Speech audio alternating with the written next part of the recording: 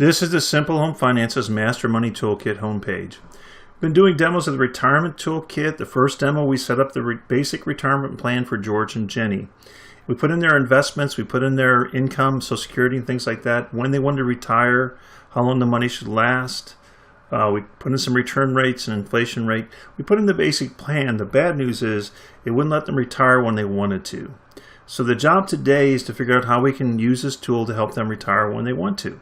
To do that, we go into Retirement and click Planning. So here's their retirement plan. And by the way, this tool is used for planning before and during retirement. It's important to note.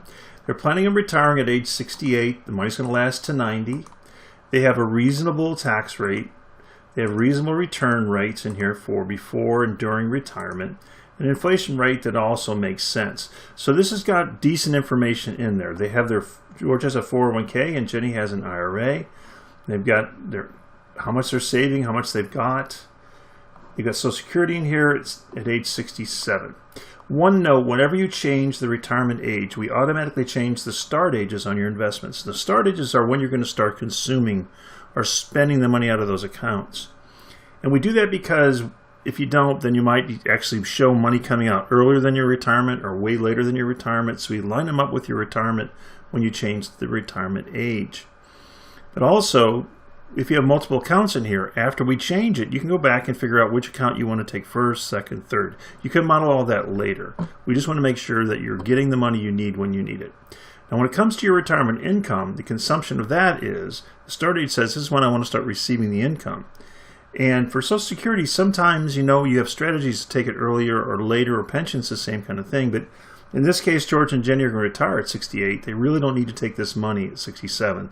They don't want to. It doesn't make sense for them. So we're going to fix that first thing. To do that, we go in here. We simply change the start age to 68. There's a warning about following the guidelines of the Social Security Administration and Pension Administration. Same thing here. Now realize that, if you go out to Social Security, this amount may change slightly if you're going to increase this a year, but for planning purposes, we're just going to leave it as it is. Okay, we click Apply. Now that really didn't help them at all, but now we have a clean picture of how things are going to work. We know we're retiring at 68. We know that our money should start coming in at 68 all the way around. So what are we going to do to help them retire? The first thing George says is, well, I think I can save more. So he's saving $300 a month. He can save another $100. So we're going to put that in here. So if he saves another $100, now this is not a stretch for most people, but for many people it might be. Click Apply. So what did that do here? Watch these numbers. So it helped these all the way around a little bit. So that's a good step to take. He was talking to his financial planner and he thinks he can get a better return on this account than 10%. Right now, this is before he retires, it's getting 10%. So we're going to put this at 11%. And that means that only this account, if you had multiple accounts, only that account would get 11%. All the rest would get 10%. And that's how it would gen up the numbers. Let's see what that did. So now we're at 83 and 82, 80 and 79. And this is if you're using savings only. And this is if you're using savings and income, everything right here. And this shows you what's going to happen. So they're not working in retirement, but they figure they can work part-time. And they'd rather do it early in retirement than later in retirement. So they're going to go ahead and put that in here.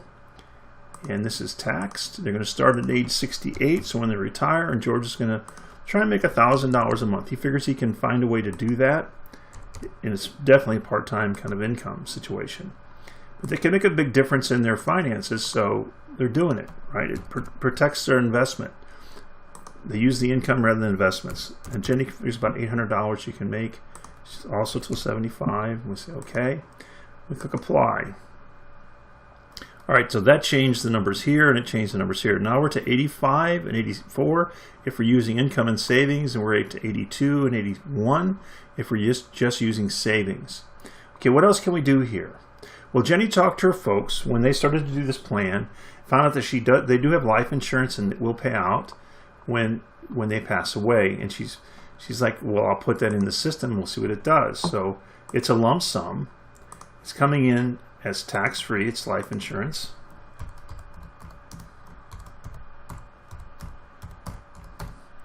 And about 65, she figures this will happen. And it's $100,000. Okay, it's pretty good. So we'll see what that does. So that moved us to 88 and 87 if we're using everything, right?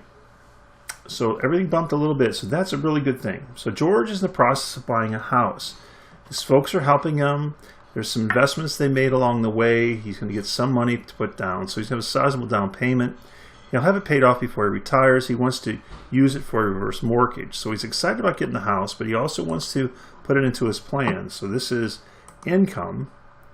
It's tax-free, and it's a reverse mortgage. And you'd work with a reverse mortgage company to figure this out and how much it would be. But he figures at 73, if he figures they're going to use about 60% to factor this of his equity, he should be able to get about $850 a month. And that can change if it does change. But for now, he feels that's conservative and reasonable. So now what does that do to him? They're at age 88 and 87. So they're getting close to that. Remember, they want it to last to 90. So they're getting close to that, right? They're getting really close to that. So what else can they do here?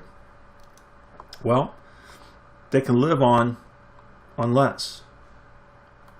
So we'll go in here and change it from $4,500 to $4,250. So now they're going to live on less. And that's a big boon, actually, because now it's $500 less when they retire that they have to pay out. What else can they do? Well, George thinks he can get better than 6% in retirement, return on his investment. So he's going to set that to 7. He talked to his financial planner about that. They feel pretty confident they can do that. Well, that gets him to retirement.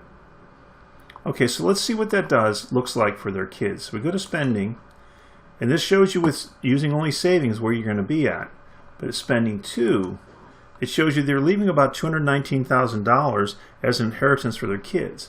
Well, they really think that's a good thing to do. So they want to do more if they can, if it's painless, kind of painless for them. So one thing they want to look at doing is taking their Social Security later, because it's more money. So we'll do that for them and see what that looks like.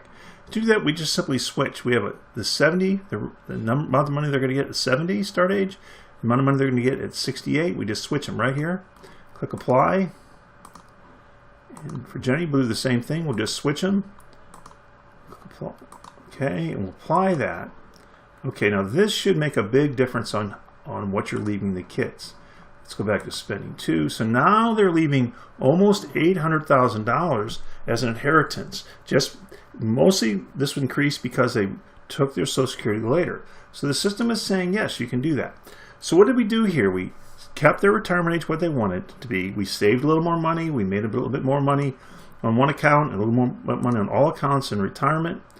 Put a reverse mortgage in here at 73. We recognized an inheritance that was coming in. We're working part-time. We reduced our living costs. These are all pieces of a retirement plan. So a retirement plan doesn't have to be just a huge bunch of savings in a 401k or an IRA. I mean, that's one factor. But we've done how many different things here? We're working part-time. We're earning a little bit more. We're getting a reverse mortgage. We're recognizing inheritance. We're doing a number of little things that helps us get to retirement and leave an inheritance. That's how you can use this tool.